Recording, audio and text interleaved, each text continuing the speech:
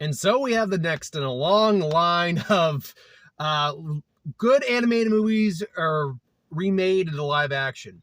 Real quick, it needs to be noted that not everything, no movie needs to be made, period. But no good animated movie needs to be remade at any point in time. But we do it because we have new innovations, new ways of telling stories, and the visual medium of live action is different than animated.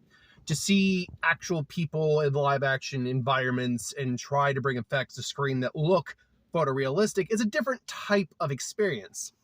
So when going to see this, I had to keep that all in mind. And this is one of the live action remakes that definitely works. It's not perfect. I had heard the first few minutes was a little rough, like first 10, and I'm like, I can see what the people who said that were talking about. It is a little rough in the first 10 minutes.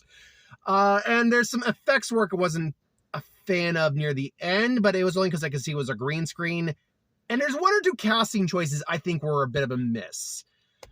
But beyond that, it still captures the heart of the original while still changing a little bit of the lore, like the history of Berk.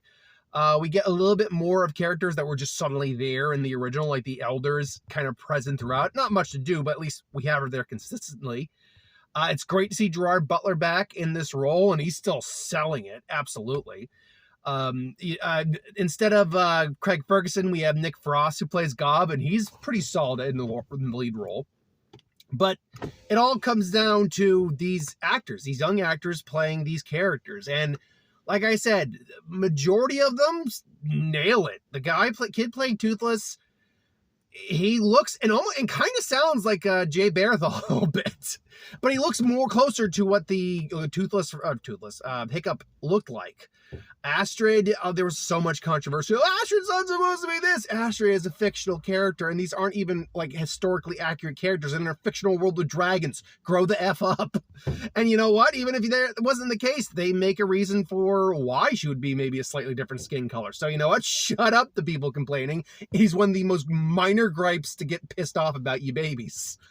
But no, I still dig the relationship. A couple line deliveries here or there maybe don't quite ring as true as the original, and you're gonna make comparisons. It's just natural, but you still gotta judge the movie on its own merit, and on its own merit, it still works. The action sequences are great.